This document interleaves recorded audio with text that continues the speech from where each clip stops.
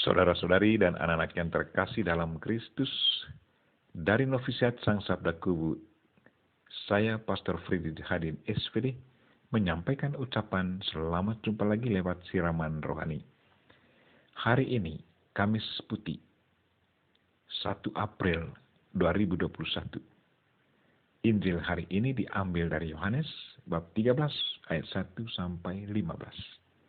Kita diingatkan bahwa warisan Yesus Kristus yang paling utama untuk kita adalah kasih. Marilah kita berdoa memohon penerangan Roh Kudus. Dalam nama Bapa dan Putra dan Roh Kudus. Amin.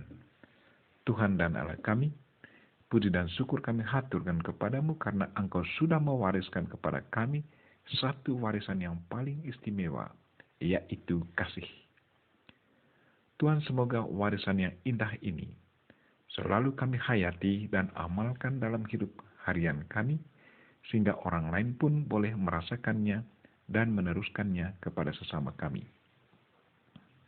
Tuhan, utuslah Roh Kudus-Mu, terangilah pikiran dan hati kami, agar sabda-Mu yang akan kami dengar dapat kami pahami dengan baik, dan isi pesan-Mu dapat kami hayati dan amalkan dalam hidup harian kami. Doa ini kami sampaikan dengan perantaran Kristus Tuhan kami. Amin. Tuhan sertamu dan sertamu juga.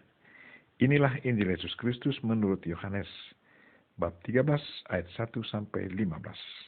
Dimuliakanlah Tuhan.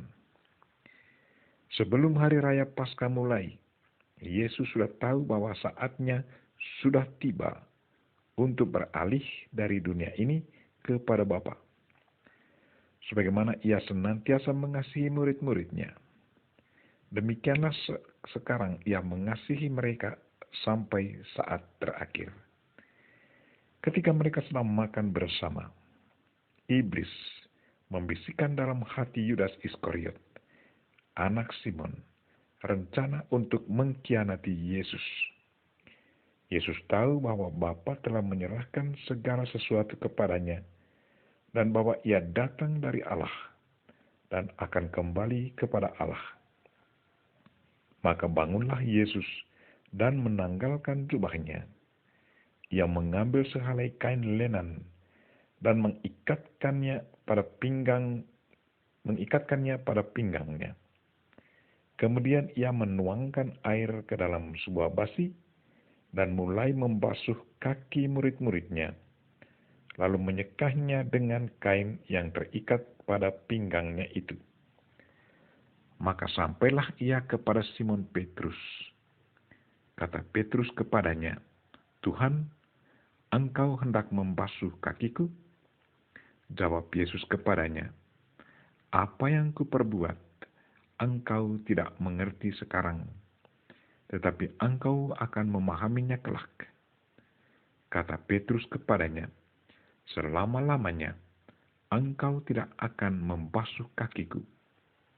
Jawab Yesus, "Jikalau aku tidak membasuh engkau, engkau tidak akan mendapat bagian bersama aku." Kata Simon Petrus kepadanya, "Tuhan, jangan hanya kakiku saja, tetapi juga tangan dan kepalaku." Kata Yesus kepadanya, "Barang siapa sudah mandi, cukuplah ia membasuh kakinya, karena ia sudah bersih seluruhnya. Kamu pun sudah bersih, hanya tidak semua." Yesus tahu siapa yang akan menyerahkan dia. Karena itu ia berkata, "Tidak semua kamu bersih." Sesudah membasuh kaki mereka, Yesus mengenakan pakaiannya dan kembali ke tempatnya. Lalu ia berkata kepada mereka, "Mengertikah kamu apa yang telah kuperbuat kepadamu? Kamu menyebut aku guru dan Tuhan, dan katamu itu tepat, sebab memang akulah guru dan Tuhan. Nah, jikalau aku Tuhan dan gurumu membasuh kakimu, maka kamu pun wajib saling membasuh kaki. Sebab aku telah memberikan suatu teladan kepadamu, supaya kamu juga berbuat seperti yang telah kuperbuat padamu." Demikianlah Injil Tuhan. Terpujilah Kristus. Saudara-saudari dan anak-anak yang terkasih dalam Kristus, tema renungan kita hari ini ialah kasih adalah warisan Kristus untuk kita. Seorang ibu sebelum menghembuskan nafasnya menyampaikan pesan kepada suami dan anak-anaknya. Bekerjasamalah kamu dengan Kongregasi Serikat Sabda Allah atau SVD. Karena saya sudah dididik oleh kongregasi ini sewaktu SMP dan SMA. Pesan ibu ini dihayati dan diamalkan oleh keluarga ini. Kini keluarga ini sangat dekat dengan SVD. Itulah warisan seorang ibu. Itulah buah kasih Kristus. Buah kasih Kristus menghasilkan kasih itu sendiri. Saudara-saudari dan anak-anak yang terkasih dalam Kristus, warisan Yesus yang paling utama untuk kita adalah kasih. Dia tundukkan kasihnya itu kepada siapa saja. Ia memeteraikan warisan kasih itu dengan memberi tubuh dan darahnya yang kita sebut Ekaristi kepada para muridnya. Banyak orang mengalami dan memberi kesaksian betapa kuat dan besarnya manfaat dari tubuh dan darah Kristus. Warisan kasih Kristus ini sungguh menghidupkan orang yang menerimanya dengan penuh iman. Tubuh dan darah Kristus sungguh menguatkan mereka yang lemah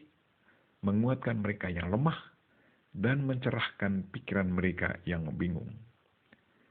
Sekarang seorang teman pastor misionaris membagi pengalaman imannya berhubungan dengan kekuatan tubuh dan darah Kristus.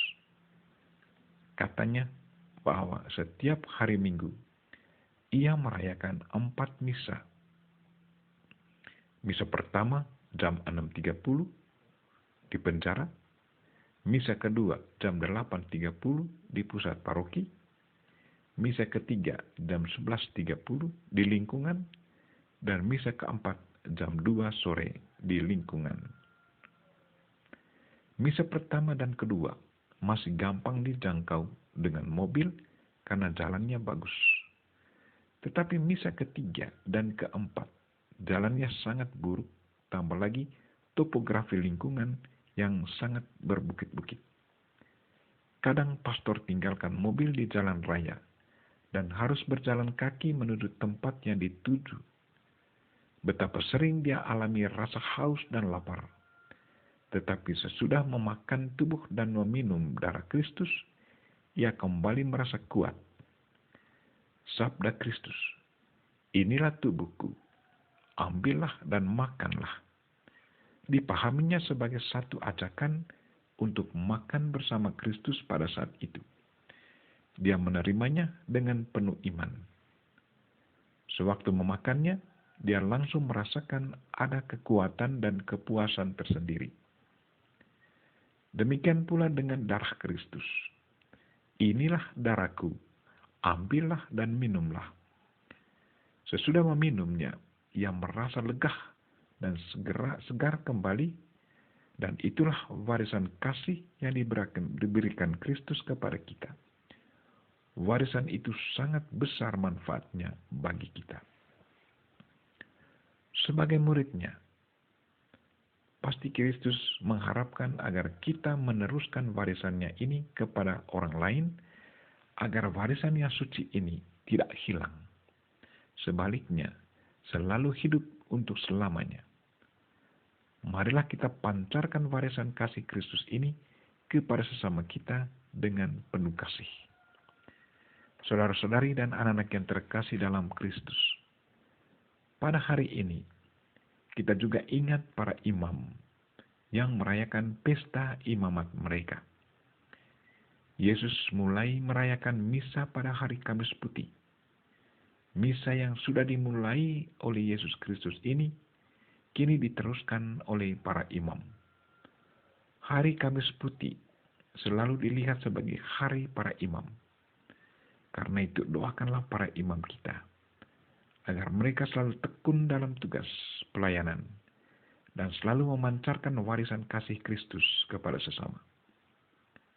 Bersama Bunda Maria kita berdoa, semoga Tuhan selalu bekerja dalam diri kita, agar kita pun selalu mampu memancarkan kasih Kristus kepada dunia di mana saja kita berada. Selamat merayakan pesta imamat untuk para imam, dan selamat meneruskan warisan kasih Kristus kepada sesama untuk kita semua, para pengikut Kristus. Semoga kasih Kristus hidup dalam hati semua orang. Kita memohon Bunda Maria untuk selalu mendoakan kita. Amin. Marilah kita mohon berkat Tuhan.